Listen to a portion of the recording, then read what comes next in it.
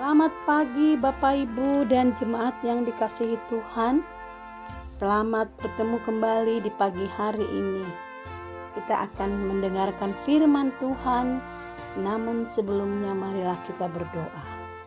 Bapa yang baik, Bapa yang sangat mengasihi kami, terima kasih Tuhan buat kasih-Mu yang telah kami terima pagi ini. Kami boleh bangun dari tempat tidur kami masing-masing. Biarlah hari ini menjadi berkat bagi kami dan Engkau memberkati kami sehingga kami boleh melakukan aktivitas kami di dalam kasih-Mu. Biarlah Tuhan yang mengajar kami melalui Roh-Mu supaya kami mengerti firman-Mu yang akan kami dengar pagi hari ini. Terima kasih Tuhan. Dalam nama Yesus kami berdoa. Amin. Baiklah Bapak Ibu jemaat yang dikasihi Tuhan, kita akan membaca firman Tuhan untuk kita pada hari ini, tertulis dalam 2 Korintus 4 ayat 11. Saya akan bacakan. Sebab kami yang masih hidup ini terus-menerus diserahkan kepada maut karena Yesus, supaya juga hidup Yesus menjadi nyata di dalam tubuh kami yang fana ini. Demikian firman Tuhan. Jemaat Tuhan, setelah Paulus mengikut Tuhan dan memberitakan Injil, hidupnya makin terancam. Dia dikejar-kejar, yang tadinya dia mengejar dan memburu orang Kristen. Dia mempunyai banyak hambatan dan tantangan dalam pelayanan. Bahkan beberapa kali terancam oleh kematian. Tapi itu semua tidak terjadi. Karena apa? Karena Tuhan yang diberitakannya punya kuasa penuh atas hidupnya. Bahkan setiap menemukan masalah, ada saja solusi yang didapat.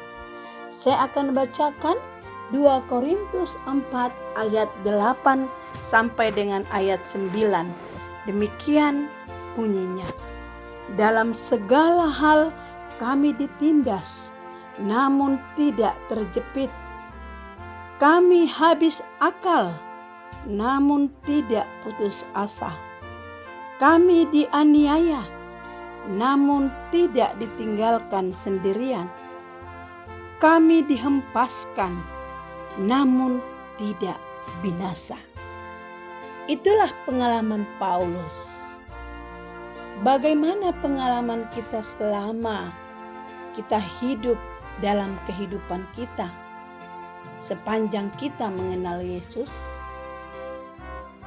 kita ini manusia biasa, manusia yang lemah dan bisa disakiti dan bisa dihancurkan. Tetapi itu semua tidak menjadi alasan untuk hidup di dalam dosa. Justru karena kita lemah, kita butuh Tuhan, butuh selalu dekat kepada Tuhan dan membiarkan Tuhan berkuasa atas hidup kita. Disebutkan kita ini seperti bejana tanah liat yang mudah rapuh, yang mudah atau gampang pecah. Bahkan disebut kita ini fana, tetapi Tuhan memakai kita dalam rencananya yang mulia. Semua kita, tidak terkecuali. Jangan katakan saya tidak sintua, saya bukan parhalado, saya bukan full timer. Yang pasti kita semua adalah umat Allah yang telah dikuduskannya, supaya kita berbuah dan kuasa Allah yang kita terima itu melalui Roh-Nya bisa terkirim kepada orang lain. Ingatlah bahwa apapun yang kita sudah alami atau sedang kita alami adalah proses Allah yang sedang bekerja untuk hidup kita. Dan Tuhan sedang bekerja dalam semua itu seperti yang Paulus alami.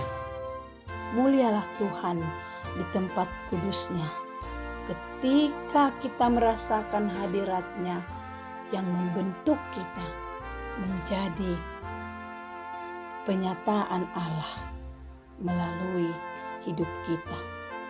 Amin. Marilah kita berdoa. Tak henti-hentinya kami Tuhan bersyukur kepadamu. Hari ini kami mengetahui bahwa kami sedang Tuhan proses untuk Tuhan pakai untuk lebih lagi dalam pelayanan.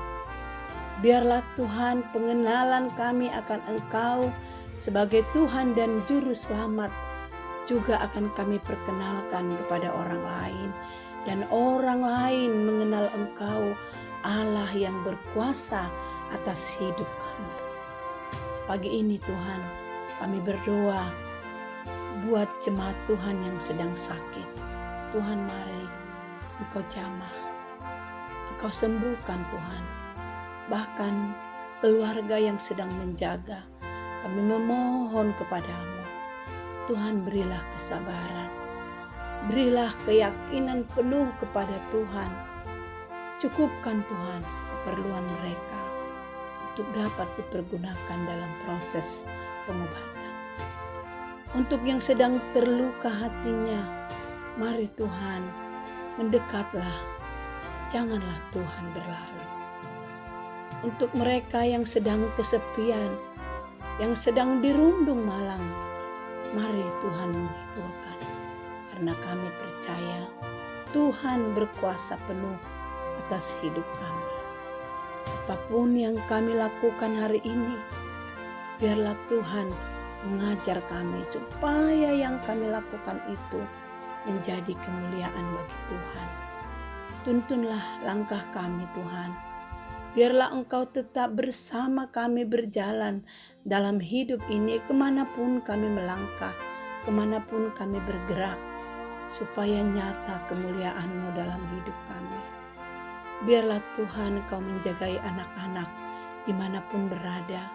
Jagai mereka semua Tuhan ketika mereka bermain atau sekolah. Biarlah Tuhan menjaga anak-anak muda laki-laki dan perempuan. Biarlah Tuhan menjaga keluarga dan rumah tangga. Mari Tuhan beri damai. Mari Tuhan curahkan Roh Kudus-Mu sehingga setiap rumah tangga dipulihkan oleh karena kuasa kasih-Mu. Kami berdoa buat orang tua kami yang terhormat, para lansia. Biarlah Tuhan memberkati, biarlah Tuhan menjamah hati dan rohnya untuk tetap terpaut kepadamu. Biarlah Tuhan hari ini Engkau memberkati kami sekarang sampai selama-lamanya. Amin.